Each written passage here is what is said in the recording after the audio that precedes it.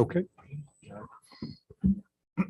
All right, we will now call to order the September 26, 2022 Board of Supervisors meeting. I'll do a quick roll call. Supervisor Lewis. Present. Supervisor Day. Here. Supervisor Ayers. Here. Supervisor Lyons. Here. And Supervisor McDaniel's here as well. We will now have a prayer for the board followed by a pledge of allegiance. Those attending are not required to participate. If you'd like to join us, please stand. We'll do something a little different tonight, not for the board. Our friend Bob Wells passed away. I'd like to have a moment of silence in his memory. He was a good public servant and just an all-around good man.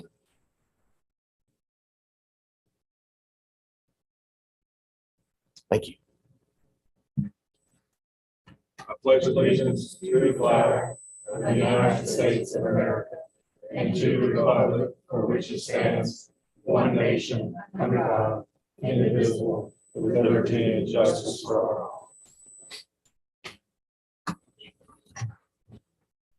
Yeah. I don't know. It's just a bug. We will hold citizen comments near the beginning of the meeting. We'll do our best to take citizen comments remotely. There are two options for citizens to offer comment. To join by telephone, you may dial into one of the numbers listed on the county website. The webinar ID and password are there for your convenience. Citizens wishing to simply view the meeting live or after the fact can do so on the Rockbridge County Board of Supervisors YouTube channel, also available on the county website. If you wish to make citizen comments as a Zoom meeting participant, you will use a raise your hand feature. You can press raise your hand button at the bottom of the Zoom window or press *9 if you're calling in by telephone. Are there any changes to the agenda tonight? Just approval of the minutes, removing those from the last meeting and putting them on the next meeting. Okay. Any recognitions or presentations tonight? No, sir. All right, citizen comments. Is anyone signed up wishing to address the board? Yes, sir. We have 3 signed in. Stephen Bickley is first. Please come up to the podium. Please state your name, Magisterial District. Stephen Bickley, Walkers Creek District. So I'm here to speak on behalf of the greater than 500 residents that have signed the petition to keep the Goshen Library in its current location, in its current condition. We appreciate the work that the board has been doing to help us keep us from losing our library. But we would really like for the library to stay where it is, as it is, until something better can be put together. The main question we have is why now? If these problems have been going on for 24 years, why is it all of a sudden a problem and have to vacate the building with very little notice to the town and the county? So, thank you. Thank you. We have a Donald Henke.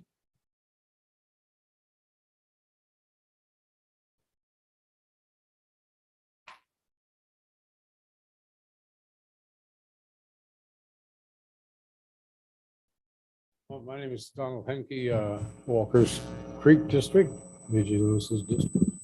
I'm here to talk about a few minutes about the library problem as well.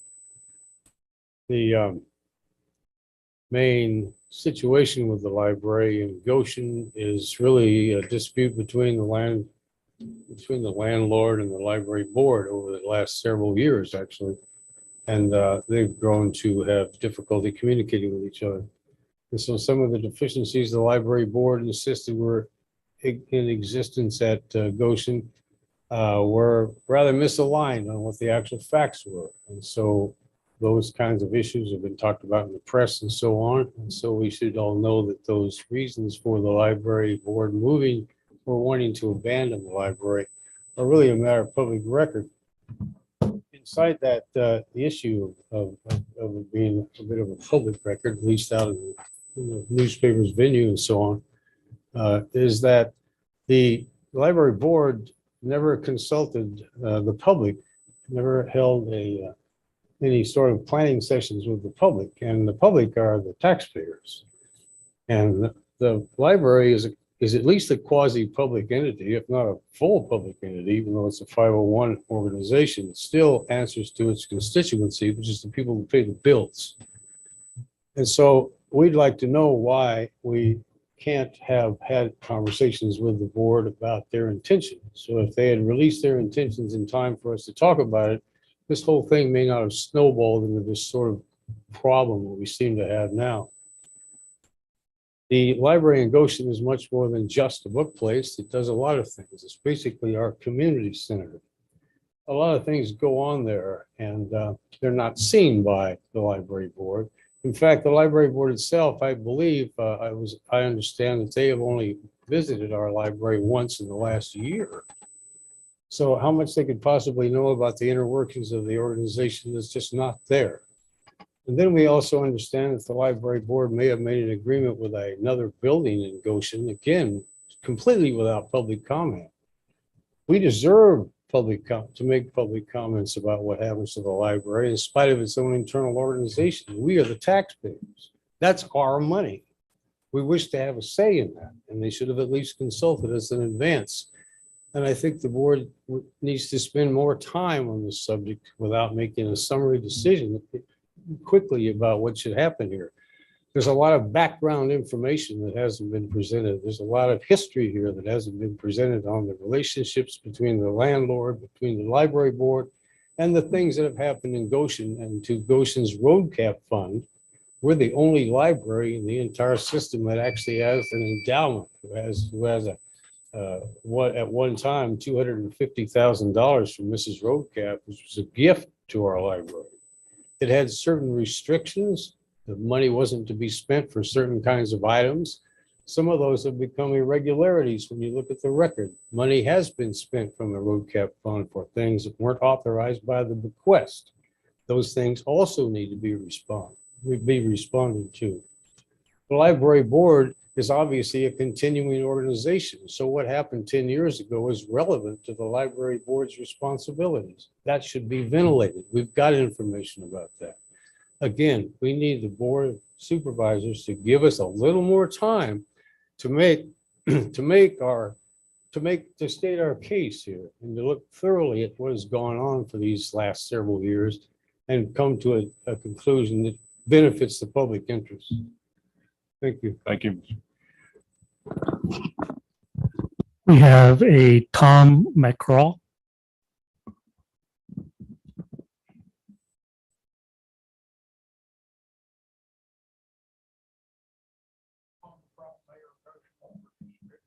Please step up to the microphone so you can be heard. Thank you. Excuse me for not having a coat and towel, and I had to feed the chickens and slop the hogs before I came in. Now, first off, I want to thank you for giving me the opportunity to speak here tonight. And I want to thank the Board of Supervisors for all the support they've been giving us in Goshen. We're trying to bring Goshen back to life. I want to speak. Hopefully, the library board will reconsider closing that library in the spot that it's in. Leave it there. Along with Steve Bickley, a lot of you know, we're doing a lot of good things, and the supervisors are really helping us. But if that library moves, even to another smaller location, it's going to be devastating. What we're trying to do. Goshen has been so far down, we're making every effort we can. People say, well, Tom, what do you get out of it? I said, I get $35 a month free water. That's all I get. So the only thing I'm into is doing what we can for Goshen, and we need to keep the library right where it is. So I'll appreciate any support that you all can continue to give us to leave the Goshen Library where it is. And thank you again for allowing me to speak. Thank you, Mr. McCraw. That is all that's signed up. Okay, is there anyone else present that didn't get a chance to sign up that wishes to address the board? Okay, is there anyone online wishing to address the board? No, sir. Are there any written comments that need to be read into the minutes? None directly to the Board of Supervisors, I believe, but we have been copied on some to the library board, and I've been sharing those with the board. We had a few more come in over the weekend. So I will share those out. Okay. Sounds good. All right. At this time, then we'll move on. We're skipping number 5 to the next meeting. Next, we have the consideration of the school appropriation resolution. Mr. Harrison? Yes, for the school appropriations, we have new grants in the amount of $72,934. Prior year carryover grants in the amount of $747,278. $308,000 for CIP projects. That 308 will come out escrow. So a total of Fund 50 of $1,128,212. And we also have Fund 70, $634,500 for the Floyd Escape project. And as a reminder, those expenses will be reimbursable when the time to get the bond comes around. Is there any questions, comments? Is there a motion to approve or adopt the resolution? So move. Is there a second? Second. All right. Mr. Lewis, Aye. Ms. Ayers, Yes. Mr. Lyons, Yes. Mr. Day, Yes. and Chair votes yes as well. Next up, we have the continued discussion of the Goshen Library. Mr. Suter? Yes, and not necessarily in response to the comments that have been proffered here just now, but I do want to preface what I'm about to report on the fact that we're in the somewhat difficult position of having been informed that the Goshen Library will be moving out of that space, or the board has voted to move out of that space as of October 15th. I've shared that I personally think it's critical that Goshen have a library, a bricks and mortar library. And we also have a preschool back there that utilizes that space. And so we've taken as many steps as we can in that direction to be able to find a solution. So that's what we've been trying to do. So as you all are aware, at the last Board of Supervisors meeting at the board's direction, we scheduled a meeting involving the Finance Committee and representatives from the Rockbridge Regional Library Board. We did meet last week, and Supervisor Lewis had a scheduling conflict, and he asked Supervisor Day to sit in for him. With that, along with Supervisor Lyons. I personally think the meeting went fairly well, given what we're faced with. And as a result, I have been talking with the owner of another space in Goshen that the library had previously spoken to, but had not been able to come to terms. Since then, I've been working with the owner in the building department to identify some code upgrades that would need to be done. In fact, we met just this afternoon to talk about some of those things. That space would accommodate a bricks and mortar library and the preschool. As it is a smaller space, the idea would be to have the preschool operate during its normal hours and the library operate in hours that when the preschool was not in operation. On another track, Ms. Huffman and I are working to assist in lease discussions between the library board and the owner. We've reviewed, I made comments on the lease, and Ms. Huffman is reviewing it now as to provide assistance. Along the way, we have involved the town of Goshen in discussions. We actually called Councilman Bickley after our meeting last week. They obviously have a significant interest in keeping the library in town, both in the short and long term. Their ultimate goal is to construct a community center to include space for a library. And in our discussions, it's clear that melds well with the library's board's goals and would allow for the use of the road cap fund and a capital campaign to contribute to that cause. Over the next week, I do hope to, with further board direction, I would hope to make significant progress with all parties, potentially getting a lease negotiated.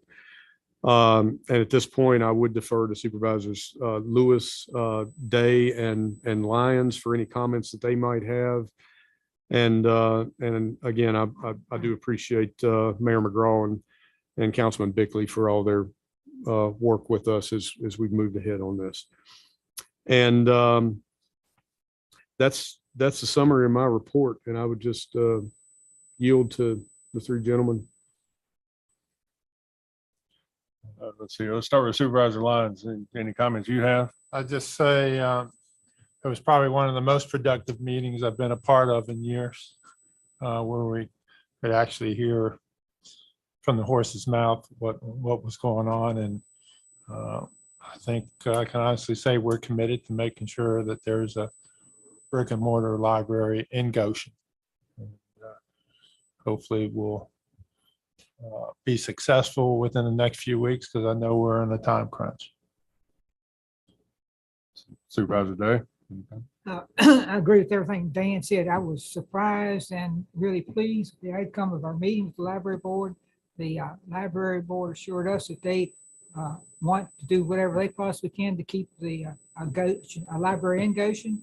I think it was a very productive, and I'm really excited for it. I think we've made great progress there. Supervisor Lewis, any comment? Well, I wasn't able to attend that meeting, so I can't really say, but I would say with the citizens who have spoken, and that the library should remain where it is, and it wouldn't require any of these extreme changes or anything. So as I gather more information, maybe that position will change, but I do agree the ultimate goal is to keep, bricks and mortar library in Goshen. So if that must change, then maybe it has to, but I'm just not sure I really understand that part of it. But as I said, the ultimate goal is to keep the library. So let's do that. I did have one question for Ms. Huffman, if I could, and it's not, I know you're not the library attorney. However, what are the details, if you know them, of the arrangement for the library in Glasgow? In that, is there a lease there? And if there is, who is that between? Is that between the library board and Glasgow, or do you have any insight into that? I'd be glad to look it up for you, but I don't have any recollection right now of what those arrangements are. I just thought it might be useful to know what the arrangements are with the other branches. In this case, we seem to have gotten into a situation, whereas, we're responsible for the tax dollars. We don't have much say in, how the leases go, or what that entails. So I don't know if other branches are structured differently, that we might want to just have everything synced up in this case. And, another option might be for the town to maintain that lease also. If that is how the other ones go, or would be of help. So it's just a question. As you gather more information, I'll be in touch. Thank you. I believe, based off of, comments from previous meetings and the comments tonight, I believe the board's full support is to keep a bricks and mortar library location in Goshen. And I would hope that the negotiations and the discussions would continue to that end. So I believe the board's direction to county administration is to continue along that path and help work a solution for all parties involved.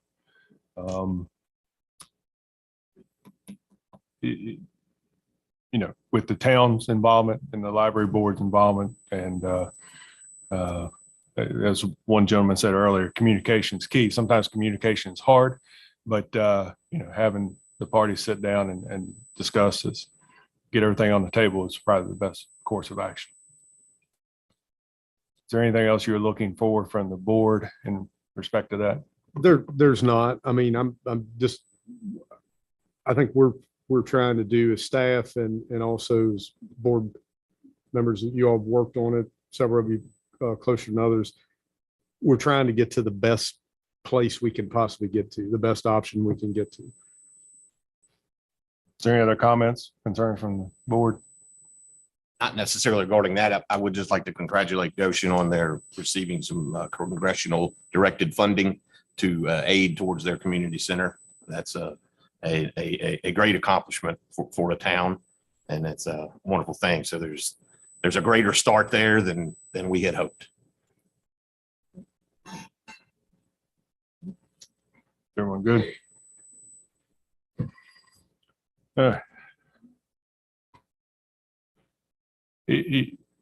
Come forward. You need to state your name, magisterial district, and please keep your comments short because we already had citizen comments, okay?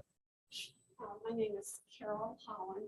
I live in Walker's Creek District, and I thought the Glasgow Library was built by a grant obtained from the Rockbridge Library System, and that they actually own the building, so there's no lease. That was my understanding. I worked at the Goshen Library for 10 years. My understanding is that they own it. Appreciate your comment. I don't know that we need to necessarily muddy the waters with other locations. Let's focus on Goshen, keeping it up. I understand. I understand. He did.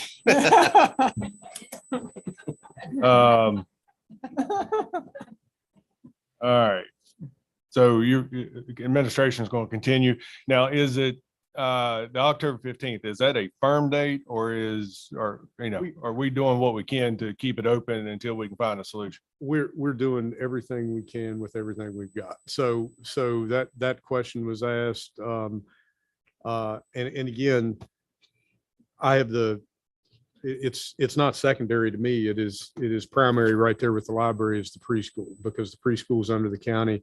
I got to make sure that we've got a good situation for the kids come October 15th or the end of October or whatever it is. It was indicated in the meeting the other day that the library board is paying the lease through the end of October.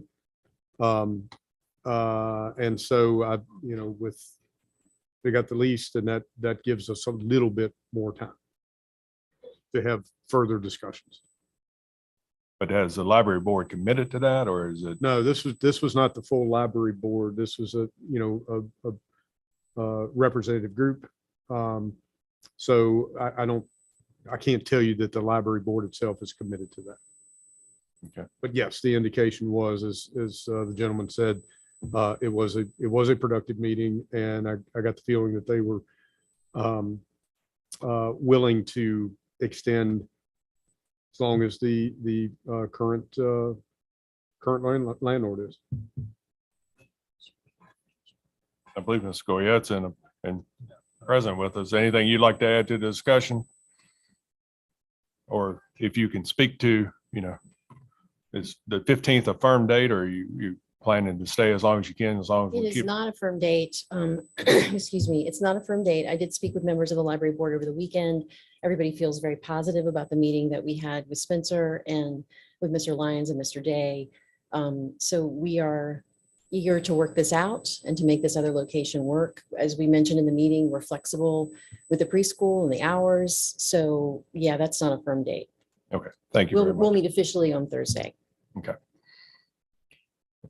Please keep communication lines open with the county administration. We appreciate that. You have anything to add, Ms. Upton? I can just answer the question of that from Supervisor Lewis. Okay. The property is owned by the Rockbridge Regional Library in Glasgow. It was acquired June 3rd, 2004, before my time. And mine. Good to know. And it's been discussed here numerous times, but like I said, the supervisors fully support a bricks and mortar location in Goshen. And that's what we expect. So we firmly want to help any way that we can to encourage communication and dialogue and get it worked out. Moving on, we have a reassessment update. Not sure. Mr. Suter, you gonna start this? I will. So as the board knows, by code, the county conducts a general reassessment every 6 years. In 2021, and via competitive procurement process, the county hired Wingate Appraisal Service to conduct the independent third-party assessment. And again, I stress that it's an independent third-party assessment of valuations. They're well on their way to completion, and I've talked with Commissioner of Revenue David Weitzel and asked him if he could give a brief update to the board or answer any questions you might have. You have a brief report in there in your board package. I think they've only got about 600 or 800 parcels left to go. Yes, I can't add anything to what I give Spencer that he put in your packet. Last time I talked to the supervisor, which was Friday, Skip Willett, there's 750 to 800 parcels left, mostly in the Walker's Creek district. I'm assuming he probably worked on that today because that's where he lives, and he didn't come in this morning like he usually does. Notices should be going out the latter part of November, 1st of December. They plan on scheduling hearings with the Board of Assessors the month of December, and on schedule to present a book to us by the end of the month. Has everyone had opportunity to speak with someone about the Board of Equalization? I know that's down there, but does each supervisor have someone ready to recommend for that? Okay, all right. Is there anything else you need from us as far as this process? Yes. Thank you for all you're doing. Yes. Thank you, David.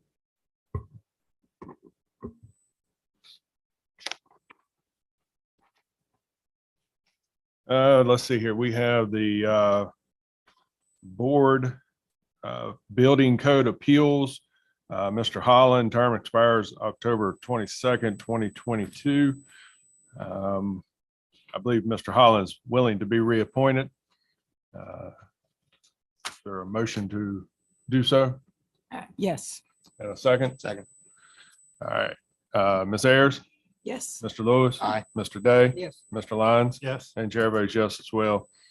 We have the Board of Zoning Appeals. Mr. Wells' unexpired term. The term runs through July 31st, 2026. I believe we have an application that's been presented. I believe it's from Mr. Lyons' district. Anything you'd like to say about the application? It's from Buddy Powers, who owns Big Spring Farms. I think he is more than capable and he's willing. So I would make a motion to approve. Is there a second to that? Second. Go ahead. Any comments, questions, anything? Mr. Lyons? Yes. Mr. Day? Yes. Ms. Ayers? Yes. Mr. Lewis? Aye. And Chair votes yes as well. All right, Board of Equalization appointments, just spoke to it. This term, it's a separate appointment for each district. The term will run through January 1st, 2023 through December 31st of 2023. And each applicant needs to submit application, correct? Yes, we've got three from three districts, and assisting with conversations with two others, reminded one who's already agreed to please submit an application, and then we should have an answer on another one in the morning. Okay. So it'll be, knock on wood, it'll be ready for your next meeting. Okay, sounds good. All right. We have just a minute before we'll start the public hearings. Quick recess.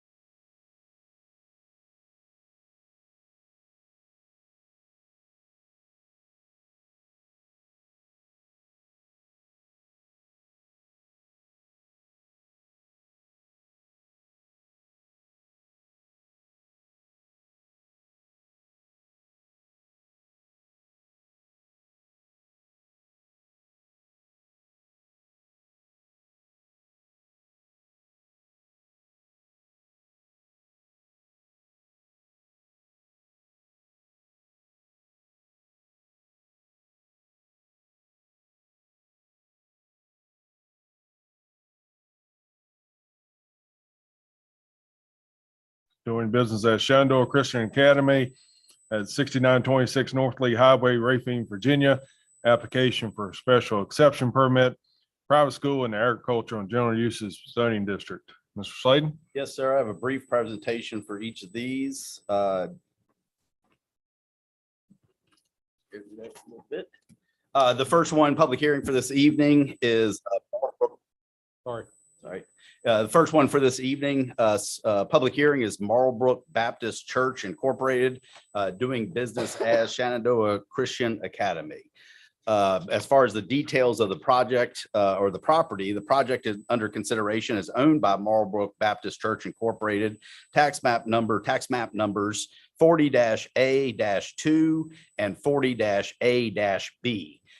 Just to get everyone oriented, we'll try to put this over here.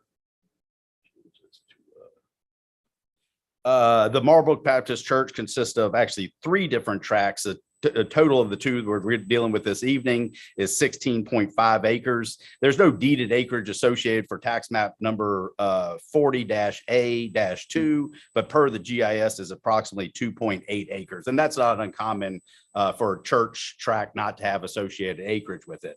So that one's the church parcel itself, if you will, located here.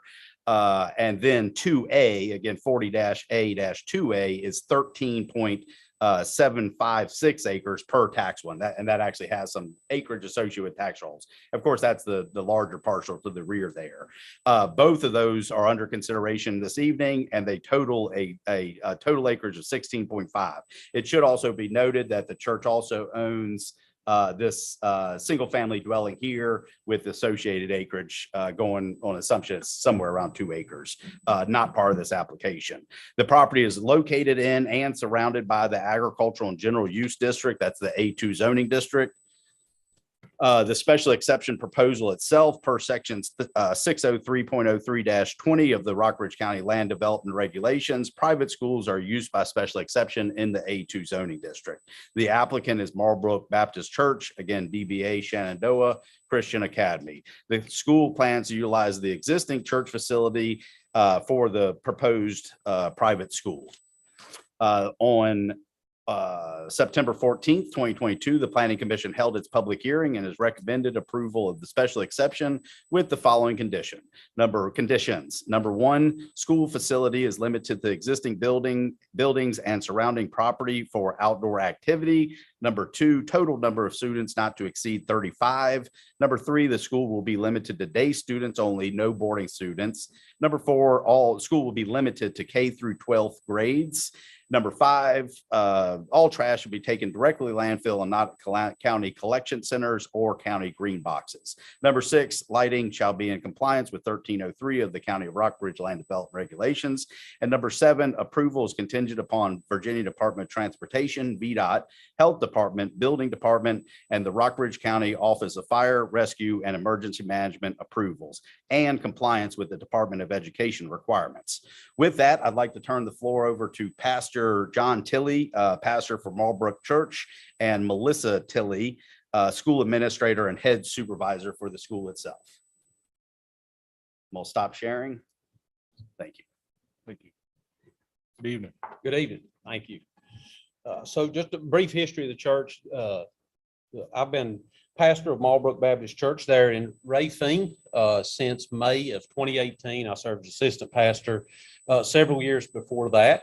The decision to start a school began in 2020 with the changes that came to the school system because of COVID. Several parents in the congregation were looking for other alternatives. And so we decided that in the fall of 2021 that we would open a school for parents in the church, folks within our congregation. We had a very successful year. We had 9 students. At the end of that year, we thought, well, we would open it up to the community and see if maybe some others would like to join. Nathan Ramsey's a member of our congregation, and he let me know that we were supposed to have a special exemption permit, which we were unaware of that because we were using facilities we already had. I didn't think of it. And so we contacted Mr. Sladen, and he very helpfully stepped us through the process of applying for that permit. The school's currently using the basement and outdoor facilities of the church for all of our classes and activities. As Mr. Sladen noted, we own a little over 16 acres, and on that, we have a large playground, a volleyball court, a softball field, picnic shelter, basketball goals, plenty of parking. We've had inspections by the fire department, the building department, health department, septic engineers, VDOT, and everything was approved, with the exception of our entryway needed to be widened for entry and exit. And we had that paving was completed last week. So we've already met those obligations and fixed that as well. We currently have 11 students enrolled. And this year we're advertised as serving grades 2 through 8. But it's our prayer to expand to kindergarten to 12th grade in the next school year. Per the fire department and the septic engineer, we can house up to 35 students. And so that's why we set the number at 35 there where we're at. We currently employ 4 staff members. We hope to add 2 more staff members in the next school year to be able to accommodate the extra grades. We use a curriculum that's called Accelerated Christian Education. And all of our staff members are certified through that curriculum to be able to teach that curriculum. That's all I got for you. Okay. Is there any questions from the board? Okay. All right. Thank you very much. Thank you. At this point, we will open up the public hearing. Mr. Sladen, is anyone signed up to speak? No one signed up. Is there anyone online wishing to address the board? No, sir. And is there any written comments that need to be read in? No, sir. Okay.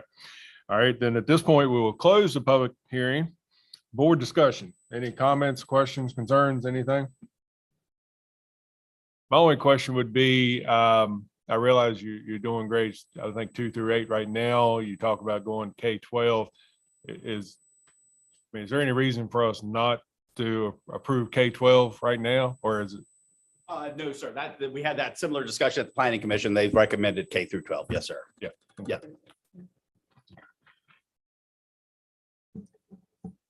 All right, so there's no other discussion. Is there a motion to approve? And a second? Second. All right, Mr. Day, Yes. Mr. Lewis, Aye. Mr. Lyons, Yes. Ms. Ayers, Yes. and chair votes yes as well.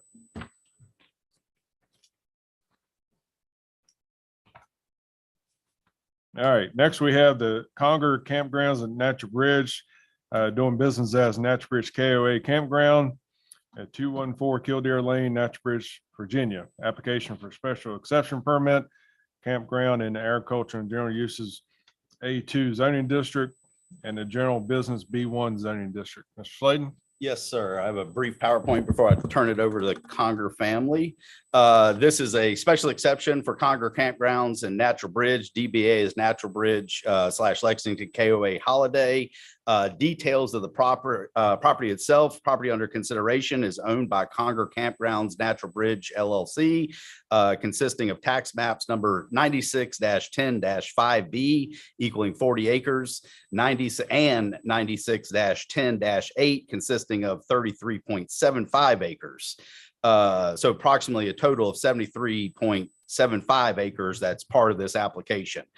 Should also be noted that the Conger Campgrounds Natural Bridge LLC owns additional parcel further identified as 96-10-4 consisting of 28.22 acres to the southeast, which is not included in the application expansion plans.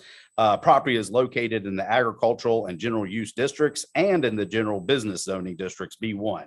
So as far as the mapping itself here, anything you can see in the aerial photo, anything you can see in the aerial photos in the agricultural and general use districts, again, the A2.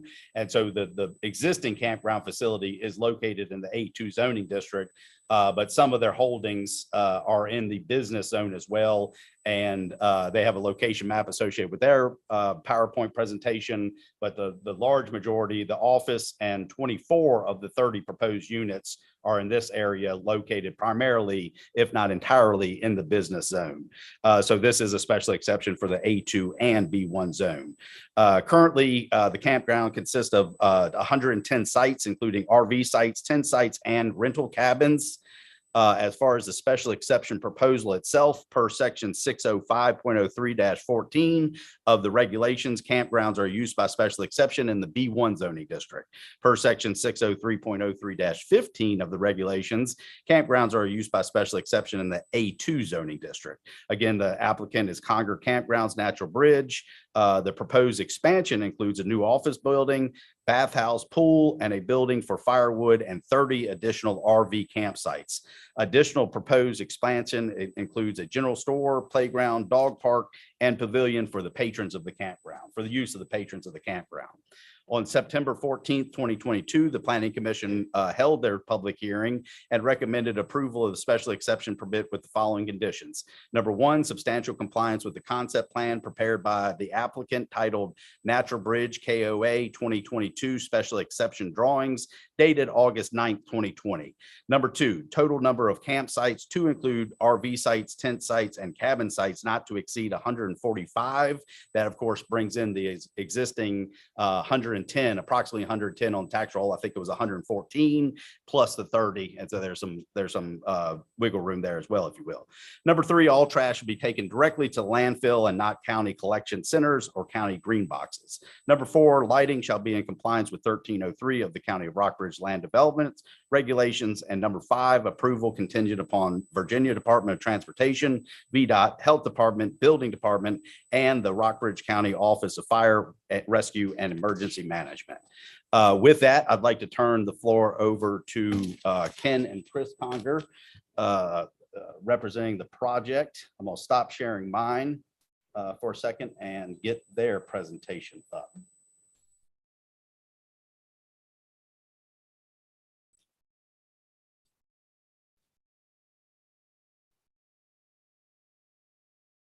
And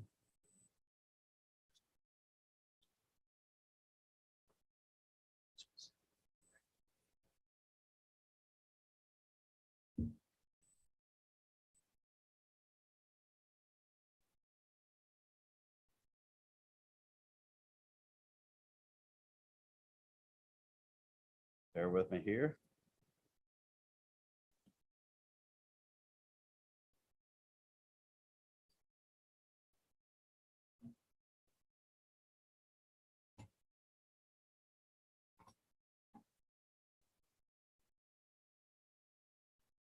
All right, sorry about that. All right. With no further ado, King and Chris Conger, and this is just a slide up and down. Yes, if y'all want to start talking, I'll get this thing going. Apologize about the delay. Thank you, Chris. Okay. you, board. I'm Chris Conger. This is my father, Ken Conger. We run and operate the Natural Bridge KOA. As of January 2022, we were able to purchase the campground property, which consists of 40 acres and 60 adjoining acres of farmland.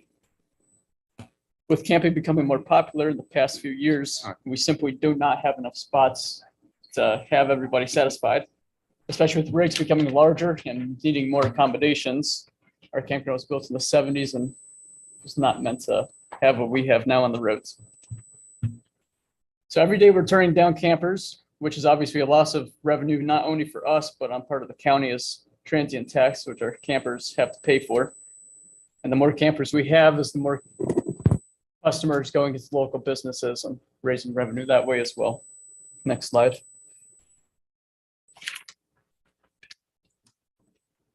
So what we would like to construct is a new office building to handle registration, as well as a small general store to supply customers with camping related items. We would also like to add 30 more large full service RV sites, new bathhouse, new pool, playground, dog park, and pavilion, and a building for processing and storing firewood. Next slide. As I said, the campground was built in the 70s when campers were much smaller. We've been upgrading our sites ever since we purchased the park back in 2013, but lately we've been too busy to renovate. And we think the best plan to develop a new area, then after completion, when we can park campers there, we will continue upgrading the rest of the park. We feel a new office, our office is currently located right in the center of the campground, so it's a little hard for campers to find. So we feel a new office strategically located is necessary to help campers reach the campground reaches full potential. The new office will contain a registration area for guests to check in, as well as a camp store where campers can shop for RV supplies as well as drinks, snacks. Attached to this building will be a restroom and showers for campers, as well as a laundry facility for our guests. And upstairs, we're planning to make 2 apartments for, we have what's called work campers, who usually show up in their own RVs, but more people are wanting to get into it and don't have RVs yet. So this would be a place to have some to work for us in the meantime. As far as pool, still sound on repeat here. It's built in the 70s. It is out of date currently with KOA sizing scale. And much of the plumbing needs to be redone, which means the pool deck would need to be ripped up and replaced. So we feel the best way to go about it is to build a new pool. And that will have 0 entry and be ADA compliant, which our pool is currently not.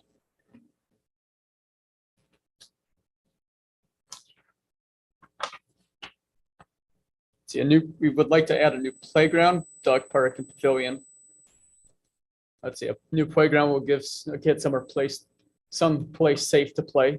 As we have buses coming in and out of the campground, we would like to have them be in a contained space. In KOA recently, we found a study that 68% of campers are now traveling with their pets, and we currently have a small dog park, so having several dog parks to separate everybody would be very much appreciated.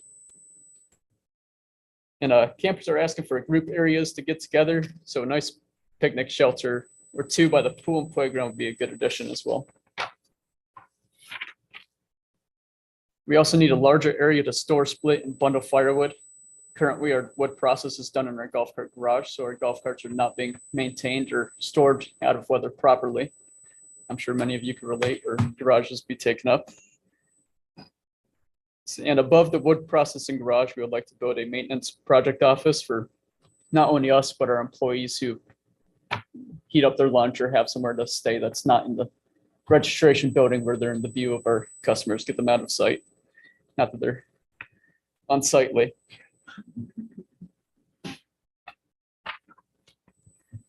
This is a survey that I conducted back almost all this year. On the upper center left of it, in the maroon box, is a 6 additional sites that we're wanting to do up at the upper end of the park. And to the lower center right, in the big box, is 24 more sites, and that will be on the next slide as well as the zoom in.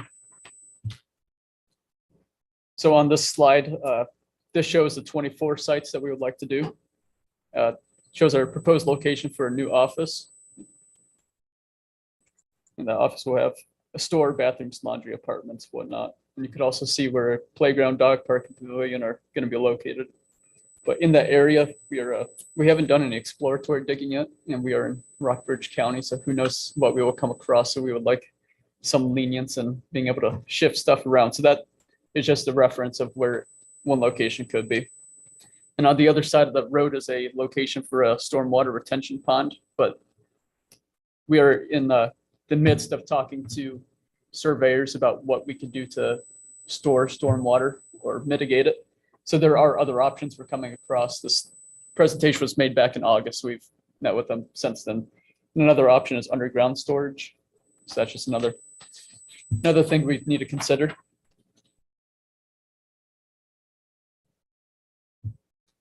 And here's a proposed location for a wood processing building.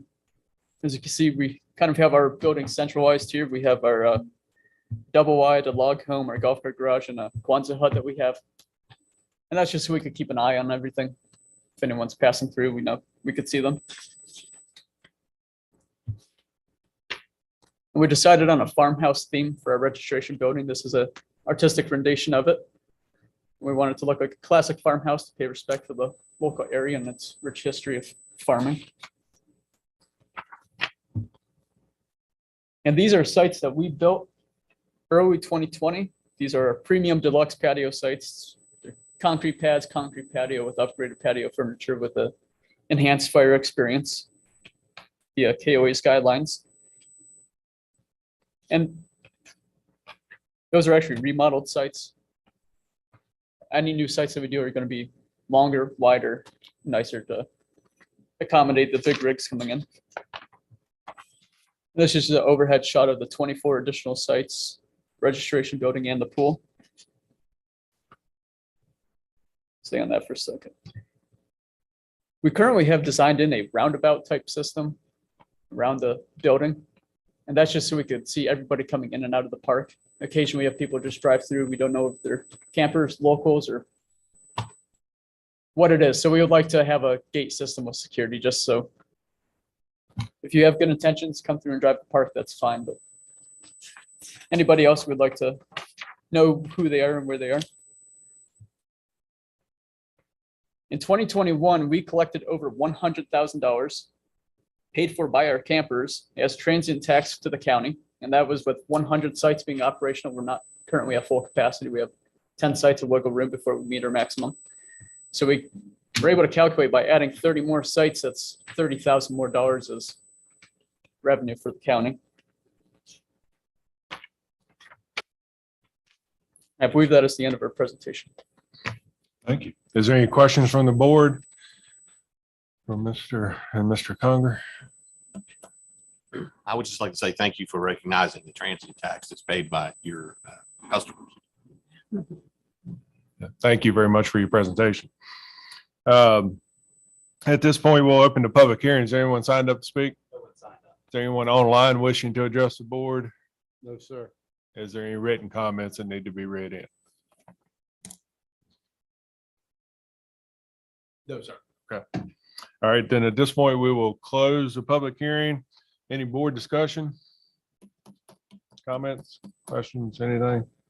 I have one in reference to the dog parks.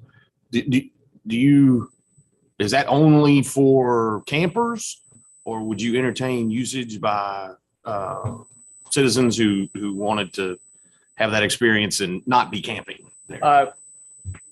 As of currently, we would like to keep it just for paying customers to use our facilities. But as I said, with the roundabout system, if we know who's coming in and out, we could put a fee associated with using any accommodations. Just a thought, there's been request for dog parks in the area for some time, so. Yeah, I would not implement that without a gate system in place. That's an interesting thought. I never thought about that, but that's an interesting idea. We'd definitely be open to it, but yeah, we have to think about that. Got the dog park. Yeah.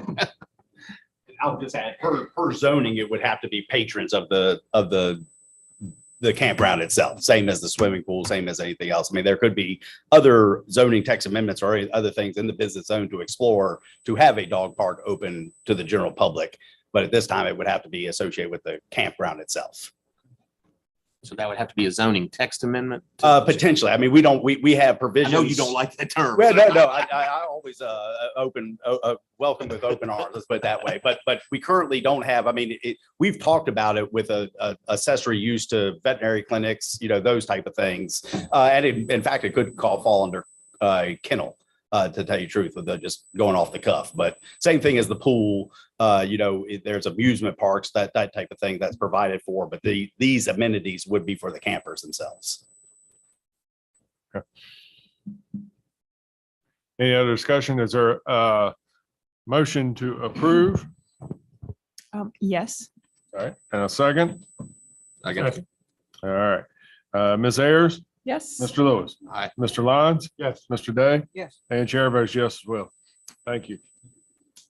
Next, we have the Balcony Downs Revocable Living Trust, 55 Balcony Downs Lane, West Virginia. Application for a special exception permit, special event venue in the agricultural and general uses A2 zoning district. Mr. Slayton? Yes, I'm gonna close some of this stuff out so I don't get scrambled again. 1 second, please.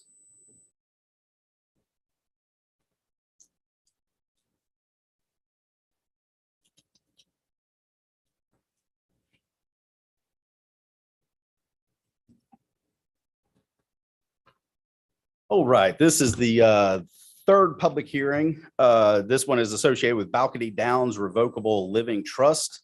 They have made an application, well, details on the property itself. The property is under consideration as owned by the Balcony Downs Revocable Living Trust, identified as tax map number 108B2-1-A, consisting of 40.04 acres per tax records.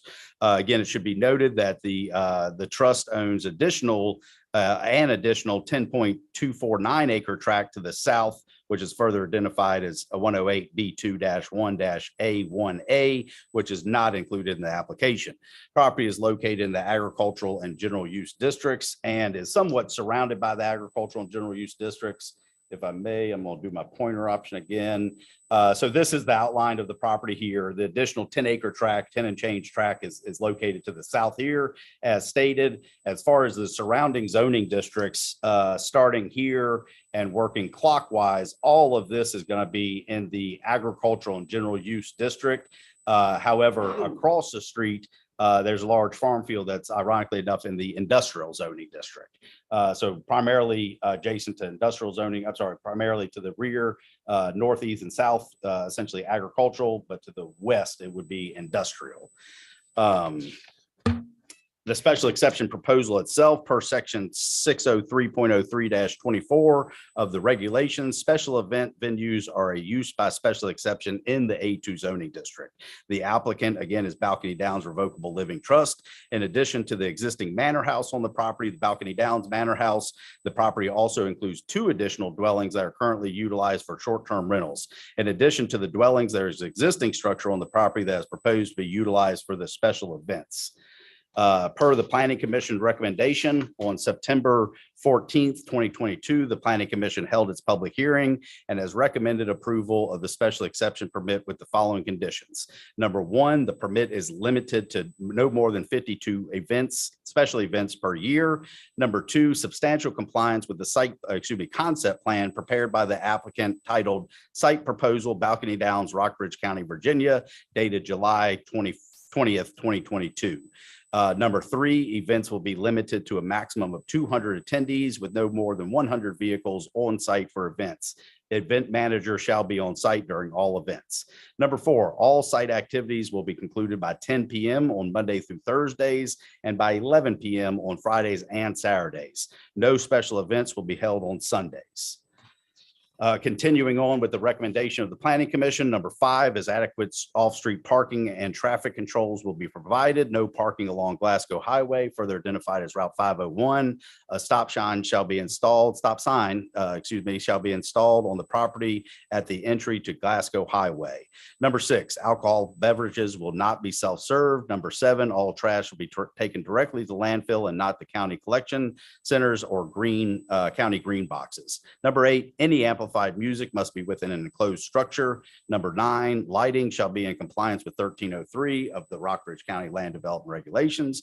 Number 10, no aerial fireworks, no gun salutes shall be permitted, and no open air fire shall be permitted by attendees. Number 11, approval contingent upon County Building Department, Virginia Department of Transportation, VDOT, and Health Department approvals. With that, I'd like to turn the floor over to Ms. Celeste Kidd, owner of the property, to represent the project. And bear with me here, I'm gonna pull your PowerPoint up as well.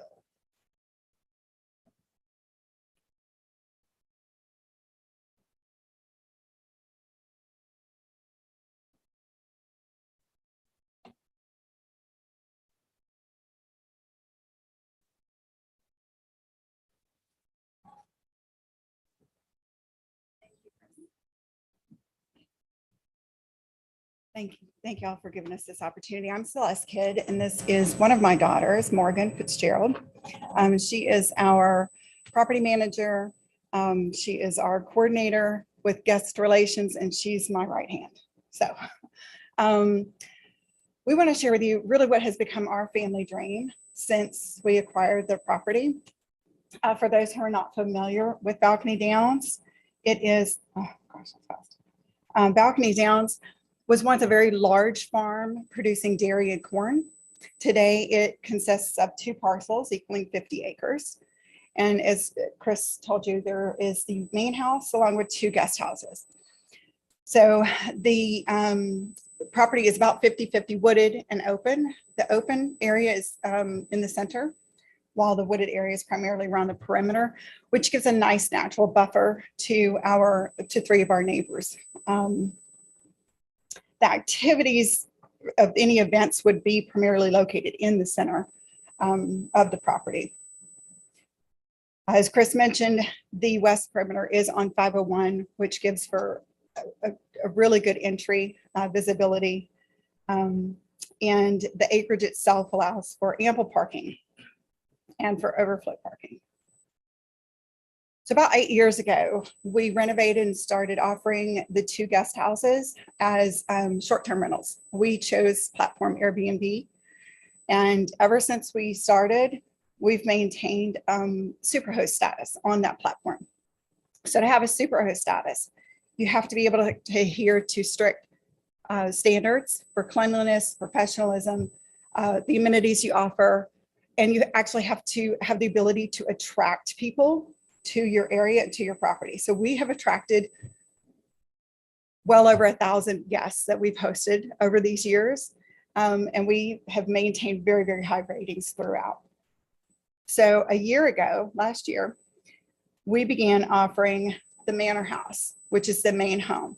This would be the area where brides the staging area, the dressing area.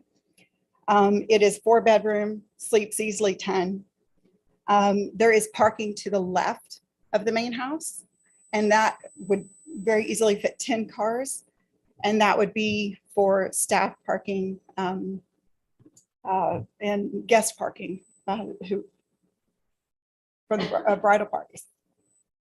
So one of the popular options, particularly with weddings, is brides they want to do their weddings outside. So we have an abundance of views at Balcony Downs. Everywhere you look is beautiful. So we have an archway that you can see. This is actually another daughter's wedding. One of our other daughters, and we had this arch built. Now this arch can be moved anywhere on the property so that a bride could have a ceremony with whatever background she chooses, after which the guests in the party would go to the barn. The barn itself is designed with 8 doors, 8 sliding doors. So there's one in the front, one in the back, 3 on each side. With these doors open, it allows for real nice flow with the guests to be able to go out onto what's going to become the patio area of the barns, the 2 patio areas of the barn. This open concept also allows for great breezeway and allows for easy exit in case of emergency. Okay, so this is the proposed parking, which is to the left. This will be on the north side of the property to the left of the barn. This would require a little bit of change on our roadway. So we would put in a 1-way traffic circle for drop off in front of the barn for those who might have mobility issues or for bridal party. Coming out of the circle, you turn right. That's a 2-way traffic. And that would take you to the parking area. The parking area is designed to accommodate 80 vehicles, and the overflow parking could be either to the left or to the right of the barn. And again, there's the staff parking to the left of the main house. Now this is just a zoom out of the more total view of the property so that you can kind of see where that parking is in relation to the entry. We would comply with the conditions that were given by the Planning Commission. We don't have a problem with any of those. This just kind of goes over each of those, but all of those are in line with what we would want to do. So that's okay. So the entry, this is right off of 501. And because of that, you know, since we've got the property, we have had people that are so curious that just come down the driveway just to ask questions, just want to see the property, just want to take pictures in front of the brick ruins. There's been a lot of interest. A lot of people love the history of this property and just love being there and having the energy that's there and seeing these beautiful views. Being off of 501 gives us great visibility. There's already good sight distance. The only thing that VDOT has asked us to do would be to widen the existing entry coming in and to pave. Although they didn't ask us to pave it all the way to the gate, we would pave all the way to the gate. And then, of course, the stop sign coming out. But we have had guests, with all the guests that we've hosted, we've had so many people ask us, and then other people locally who'll just come by and ask if we would be willing to do events. So we really feel that this is something that would be a good partnership between Balcony Downs and the county, and it's something we look forward to doing. Thank you. Is there any questions from the board? Are there here? Does the property still have, it used to have a landing strip on it. Does it still have? It does actually. I mean, well, technically it's there. If you tried to land a plane there, you'd probably tear it up. I believe when Dr. McClung owned it, I believe he had a plane that traveled in and out there. Yeah, it's still there. There are some trees that would really kind of, I mean, it'd have to be small engine. Helicopter landing is not an issue, obviously, but anything other than that would have to be small engine. Not something I'd want to land on personally, but yes, it's still there. Good. Thank you. Thank you. Thank you. Let's see here. Is there anyone signed? We'll open the public hearing. Is anyone signed up wishing to address the board on this issue? No one has signed up at this time. Anyone online wishing to address the board? No, sir. Any written comments? No, sir. Okay. We'll close the public hearing. Any board discussion? I do have some questions. I generally have time to do a little bit more homework, but I didn't, but this time, but these restrictions, there's so many things on here. I'm not sure all that's necessary, but I heard Ms. Kidd say that she was fine with those, but what is the genesis of some of those? I mean, are we requiring yes, I mean, Chris, are we requiring everybody that can only have 52 events? I mean, I know of venues that are having more than that. Why are we? These were generated from the last one we did from board and grant, and they were fairly well received at the time for both the planning commission and the board. So we just reiterated those same conditions. I don't necessarily agree with that. I don't agree with the gun salutes or open air fire. I mean, what if somebody wants to have a fire pit? We can't have a fire pit. I mean, it just seems.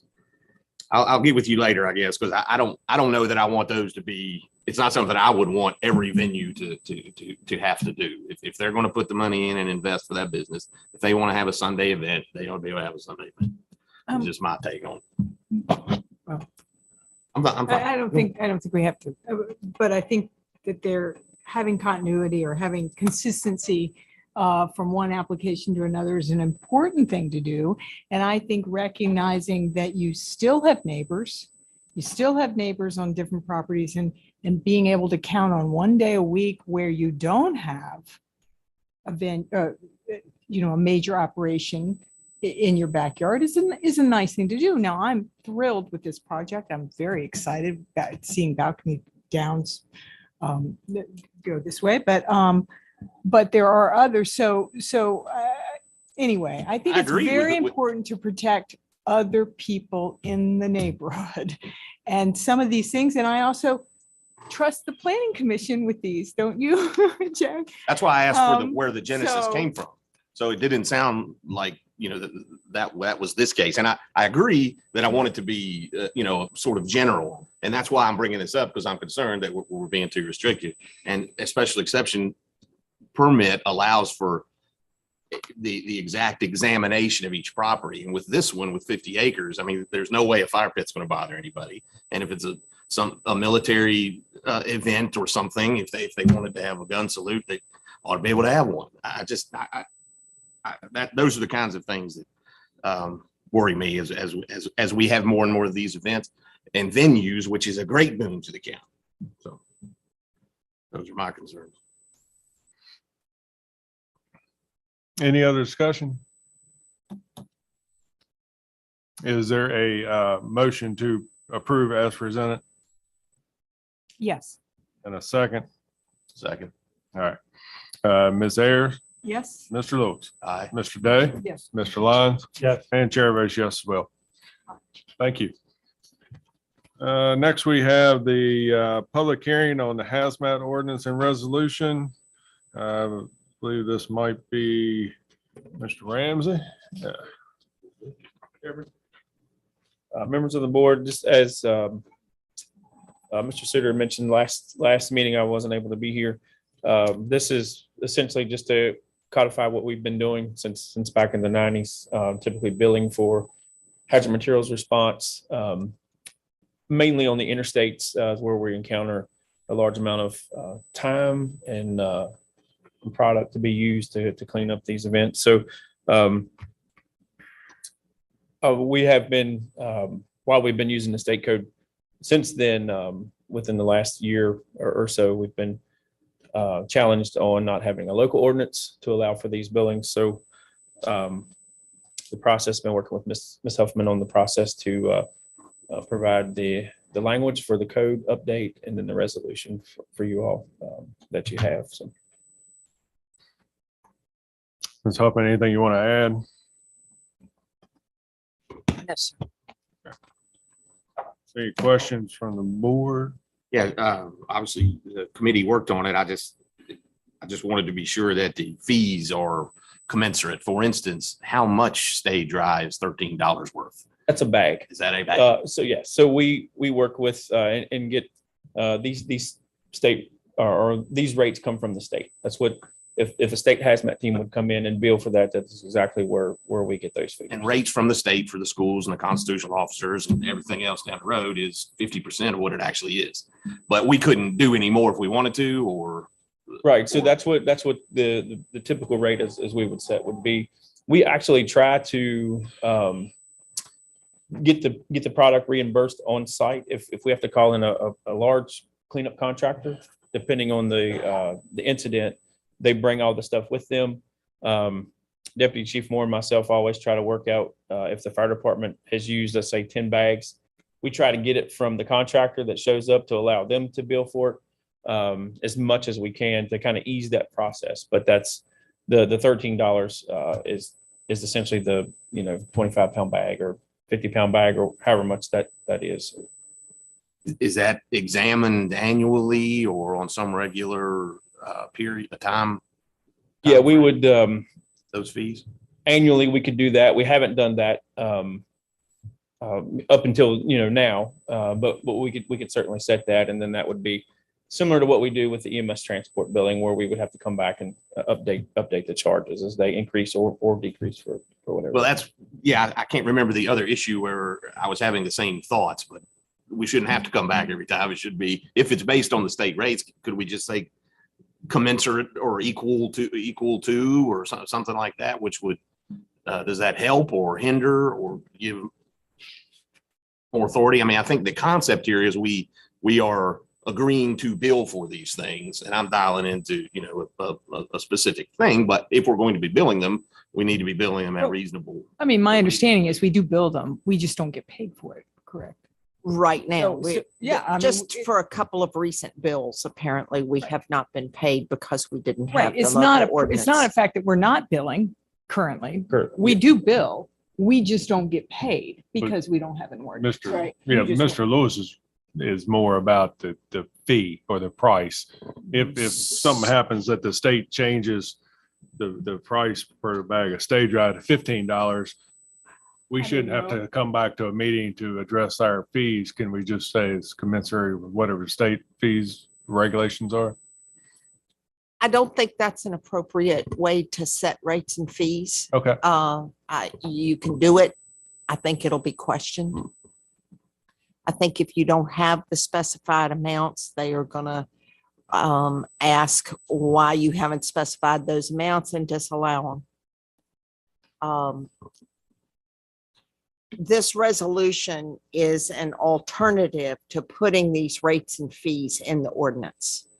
So typically, to change those rates and fees, you would need to come back through the same process again and hold public hearing.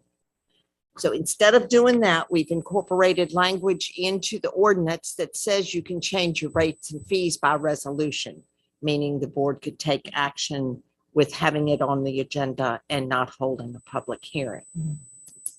So the process you've got, the process you've got here is a simplified process from what you probably should be doing.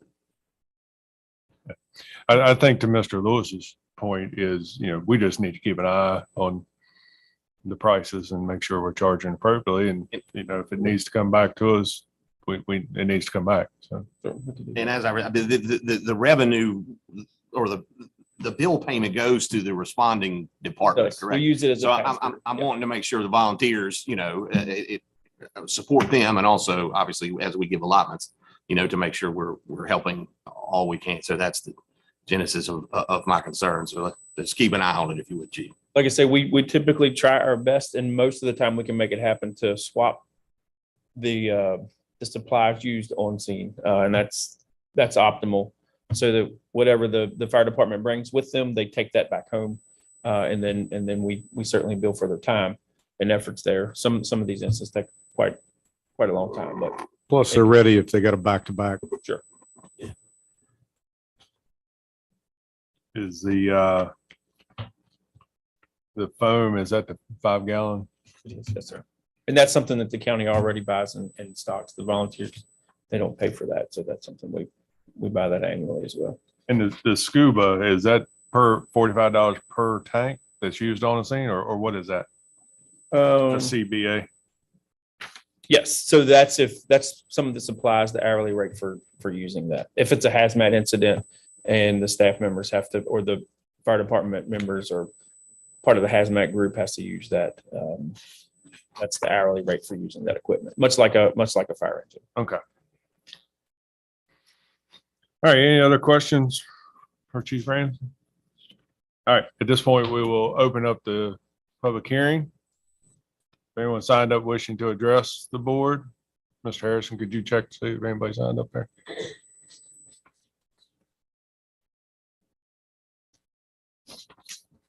Okay, thank you.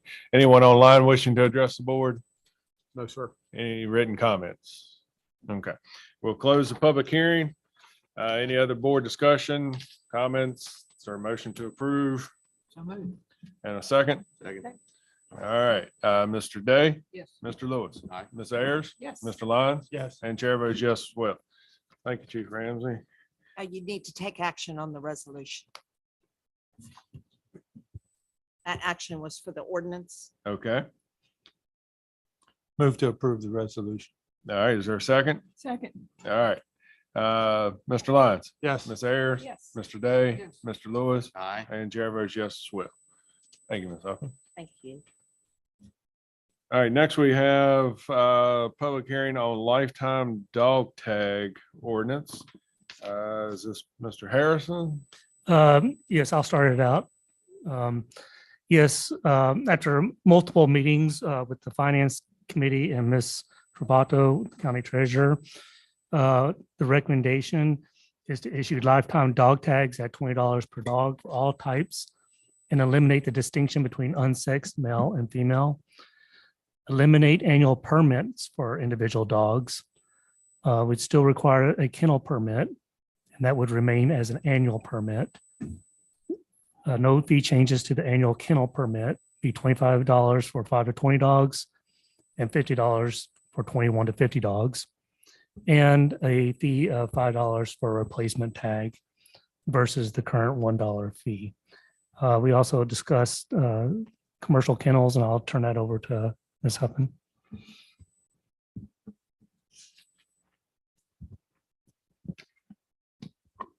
So in the final section of the ordinance, section 5-50 relates to the regulation of kennel dogs. There is a provision at the very beginning that was added somewhat at the last minute to try and ensure that kennels had been properly zoned for the location of those kennels and therefore could be approved by the Department of Community Development, and that the Commissioner of Revenue had determined whether or not a business license was required for that property. A meeting following the board's last meeting with the constitutional officers and Chris Slayton, Mr. Harrison and myself it was discussed that this provision was going to add a significant amount of checks for these departments without substantial benefit. In fact, they felt that they could catch these in a different way and be just as effective. So the recommendation from that meeting, the request from that meeting was to eliminate everything that is underlined to be added in that very first part of the section.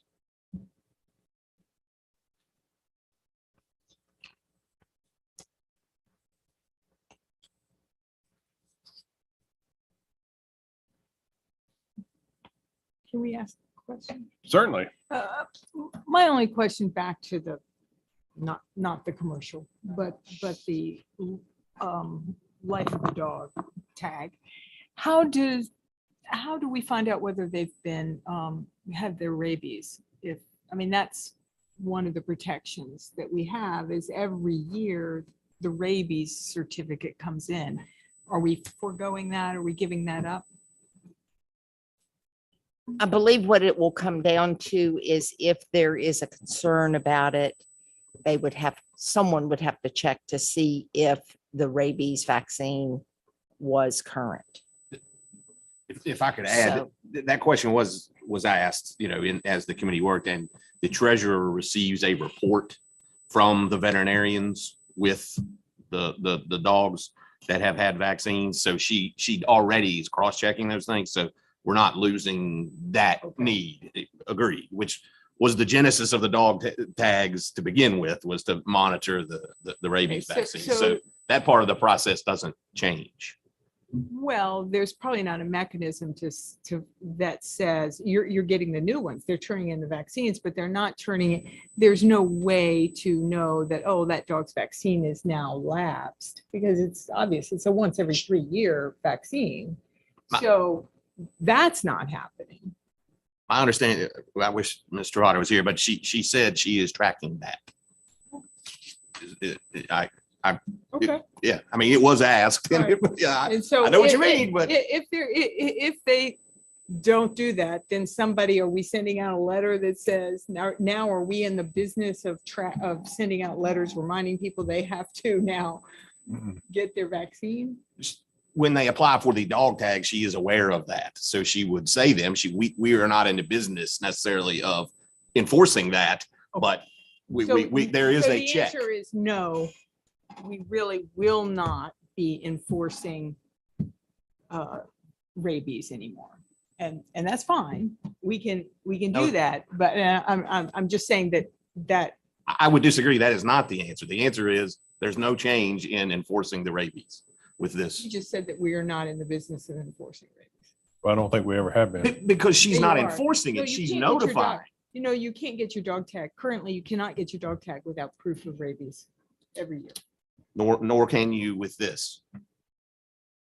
The first year you go I mean, in the- with your rabies, and then But 5 years later, you still have your dog tag. I mean, that's all I'm saying. And How many dogs will that dog tag pass through it? My old dog died, so I've got a 10-year, still has 8 years on it, so I'm gonna apply that to my new dog, and nobody's gonna know the name or whether it's got its shots or. I don't know, it's just. And a question I wish Betty was here is, over the years, how many dogs does she find that's not update on their vaccines? she finds it all the time. I can guarantee you. I mean, it's pretty right now. So You then- cannot get a dog tag. You walk in there and your dog, if you absolutely cannot get a dog tag. Well, you have to have the papers with you when you go in.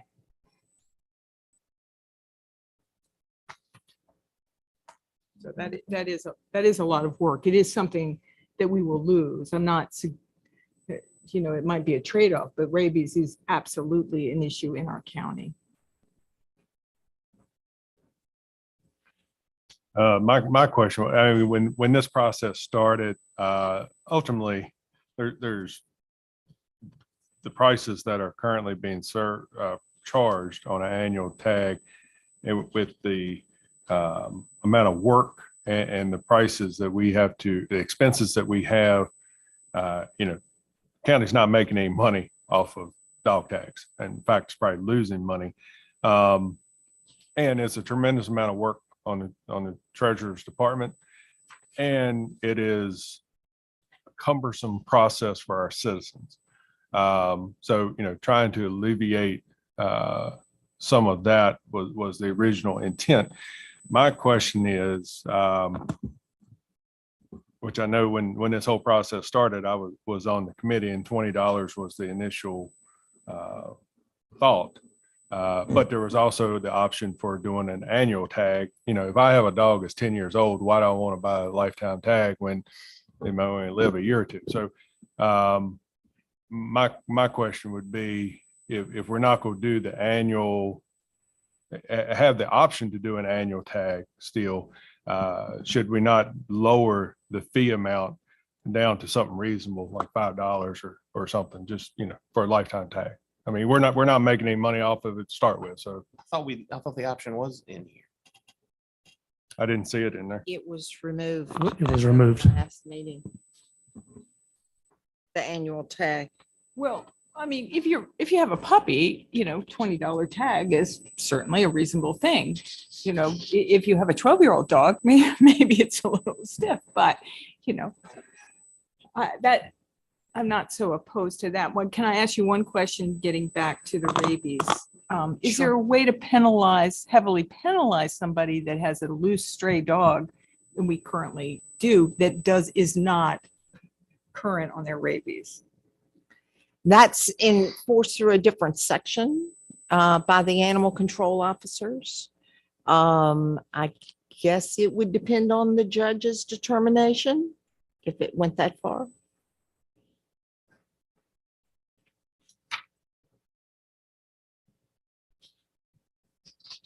As a person with dogs, I'm not opposed to paying $20 I don't necessarily need personally to have the 1-year option. I am worried if we can get at the rabies some other way, I don't have any problem with it, not Mrs. Travato not having to deal with it in her office. It is incredibly labor intensive. And it would be a good thing. Help me out in how to figure out how that we are helping the rabies situation with her office currently. If animal control picks up a stray dog and someone comes in and claims it, they can be cited for not, and they don't present a rabies certificate if requested, or they don't present a county dog tag, and they don't, whatever else that's the trouble the dog got into while it was on the run. There are separate penalties applicable to each of those. So the owner can be charged and the penalties can be imposed once they go to court. The judge would do that under the penalties allowed under those sections, not under the dog tag sections.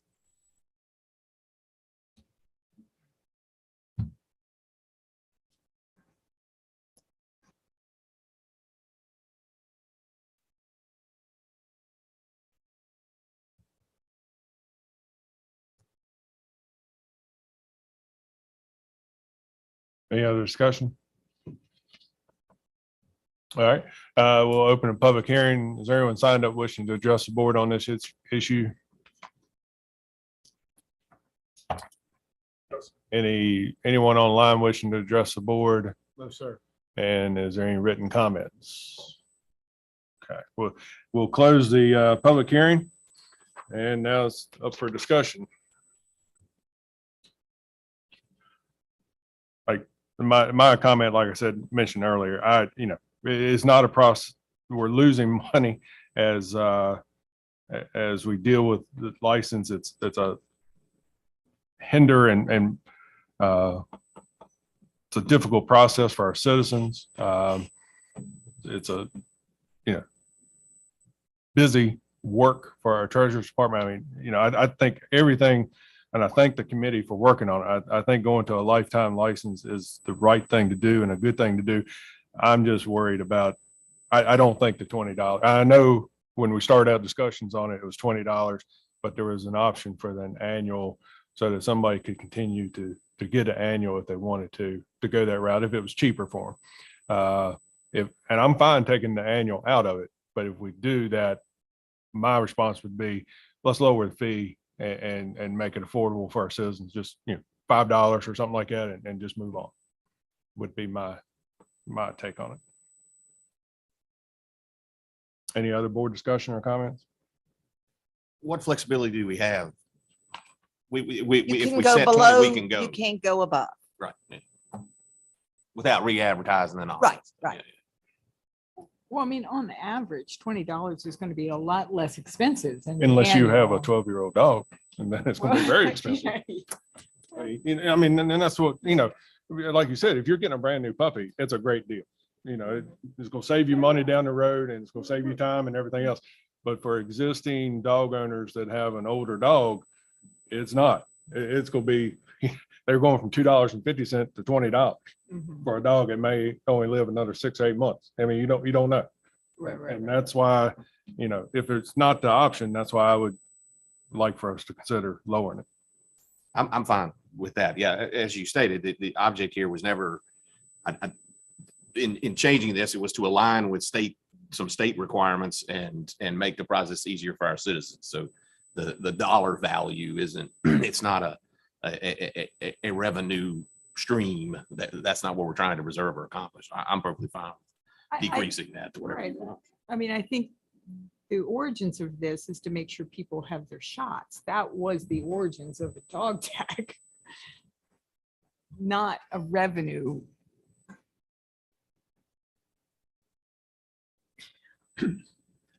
Well, I should have reminded that, yeah, state code does require counties to have dog tags. Do they specify a minimum amount? They do not. Just a maximum amount of $50. And as the treasurer explained to us, while it'll take some work off her office, it'll still leave a lot because every vaccination, every rabies shot given is reported to the treasurer's office. While if you had a lifetime thing, it wouldn't be every year.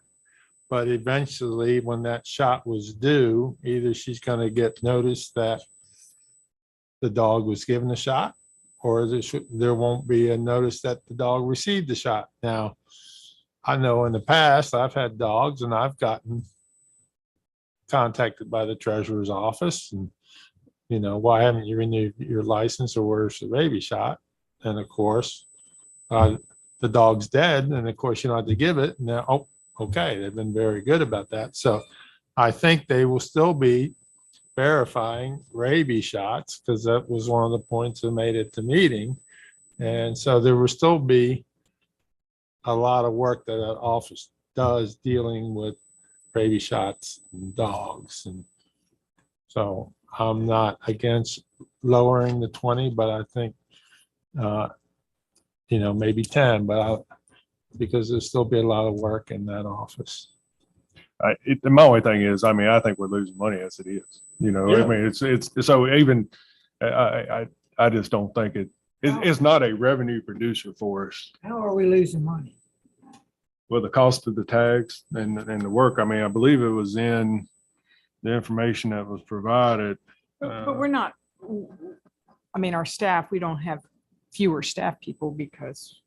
Well, We you know, don't- we we've, don't have we've this. changed our county tag ordinance. Right, we Now we didn't. changing this. So I think we're probably gonna be cutting a staff member in the treasurer's office because the work's not there. That's an idea. I believe it was in here that the 5-year annual averages, annual revenue was about 11,000 and 5-year annual expenditures was about 25. But they're calculating labor, correct? Yeah, Yes. yeah, but I mean, it's postage, it's labor, it's the cost of the tags, it's everything else. So I mean, And, you know, I believe as far as rabies go, that it, you know, So, again, you know, as we said in several meetings and said earlier tonight, sometimes communication's hard, but, you know, communication between treasurer's office and animal control, you know, if you had a list of 5,000 dogs last year and this year you get a list that's only 3,000, you know, there's 2,000 dogs, just talking to the animal control saying, here's the dogs, here's the owners, here's their address. Why don't you go over and check, see if they've got the rabies or not? I mean, you know, it's just communication between the two departments. but I think to Bob's point, it's not that the treasurer's budget is going to be decreased by $20,000 next year. So anyway,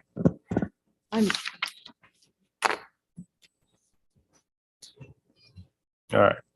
Any other discussion, comments, concerns? I heard Mr. Lyons and I appreciate your comment. My recommendation would be to set it at $5 for an annual or a lifetime tax. Is there a motion to approve that, or would you prefer to do a different amount? I'm fine if Dr. Lyons is. I mean, we worked on it. I don't know what else he may have concern with, but that figure was not something I was overly concerned about. So I'm fine with that. All right. Is that a motion, Mr. Lewis? Yes. And is there a second? Second. All right. Wait. Are you doing it? What do you want to do about the section we talked about removing? Yes, ma'am. My motion would include removal of that. Thank you. Thank you. Okay. So there's motion to go to a lifetime tag at $5. And which section are you removing, just so I can state that? Just the first, I thought he agreed with what you guys did. first 5 lines of section 5-50. Can you clarify if your motion was Yes. 5 Are or you going 10? for 5 or are you going for what the committee, Well, the committee had recommended 20. are you sticking with that? Dr. Lyons seemed to be okay with 10. So I was trying to reconvene with him on the, if he was okay with the lower number, he seemed to be. Another suggestion was 5. So I think the process is what we're trying to get here fixed for the citizens. So I'm comfortable with a lower amount of 5. So the motion is for $5. Correct. And removing which section 5-50? Just the first 5 lines of section 5-50. Which was never, I mean, at one time it wasn't in there. Yeah. So, I mean, that's concerning. We've gone back and forth on this so many times. All right. So that's the motion. Do you still second that? Second. Okay. So motion second. All right, any other discussion? Please say it now before we take a vote. Right. I mean, the whole discussion was that we were not making any money off of this. And now what we've done is now we're making only 25% of the money that we were going to be able to subsidize some of the animal control things that we have in this county. And I think $5 for a lifetime dog tag that just doesn't seem right to me. Is there a number that you would be comfortable with? Well, everybody seems to want to drop it for the older dog. So I think if we maybe go in between that, I'm comfortable with the $20, but you gentlemen, some of you are not, and I will certainly come to an agreement with 10 if we can move on there. I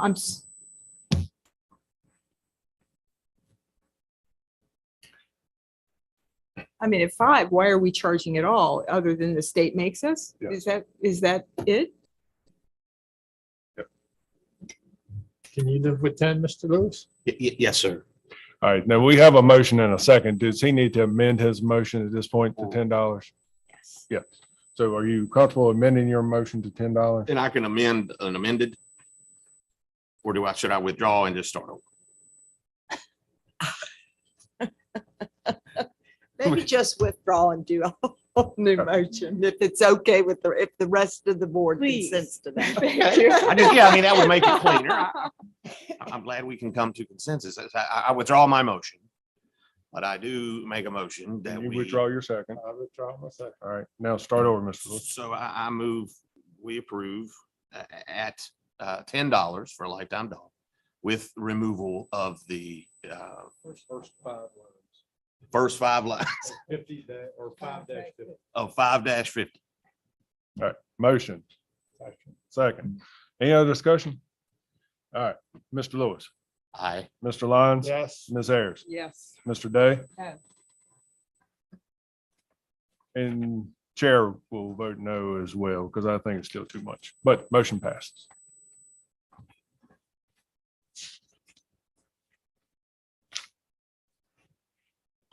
All right, next we have amendment to county decal ordinance of duplicate decals. Is this Ms. Huffman? Yes, sir. Effective last January 1, the board adopted an ordinance to modify the motor vehicle license tax and the county decals. One of the changes that was made was to remove provision for a duplicate decal and to provide that if a permanent decal was lost or destroyed, then any replacement would cost the same amount of $25. It was discovered after it went into effect that some folks had paid for their decals and had not received them in the mail and were required to repurchase each of those decals at $25. So the committee brought forward a request to amend that duplicate decal section of the original of the ordinance that was adopted last year, and to change that so to go back to what we had before, so that a duplicate decal could be purchased for $5 to replace something that had been lost or destroyed. And as an aside, I have prepared an affidavit for the treasurer to use in obtaining that information from the applicant as to what the circumstances are, and they swear under oath that they have, that prior decal has been lost or destroyed. The proposed ordinance also provides that the effective date would be January 1, 2022, and authorize the treasurer to issue refunds of the difference for those who have already been affected by this provision. And I think that covers everything, but I'll be glad to answer any questions. Any questions from Ms. Huffman? All right, at this point, we'll open public hearings. Anyone signed up wishing to address the board on this issue? All right, anyone online wishing to address the board? No, sir. And any written comments? All right, we'll close the public hearing. Any board discussion on this issue? Replacement decal for $5? If not, is there a motion to approve? So move. And a second? Second. All right, Mr. Lyons, Yes. Mr. Lewis, Aye. Mr. Day, Yes. Ms. Ayers, Yes. and Chair votes yes as well. All right, let's see here. Board comment, any board comments? Mr. Lewis, you have anything? I had some stuff, but I'll save it till next time. All right, Mr. Day, I'm due somewhere else and we've had an evening. No, sir. Ms. Ayers, I'm sorry. do you have any comments? Any- Nope, I don't. any- Thank you. Mr. Lyons? All right, don't have any. And let's see, here's our motion to adjourn. So move. And second. Second. All right, Mr. Lewis, Aye. Mr. Lyons, Yes. Mr. Day, Yes. Ms. Ayers, Yes. Chair votes yes as well. Thank everyone for attending.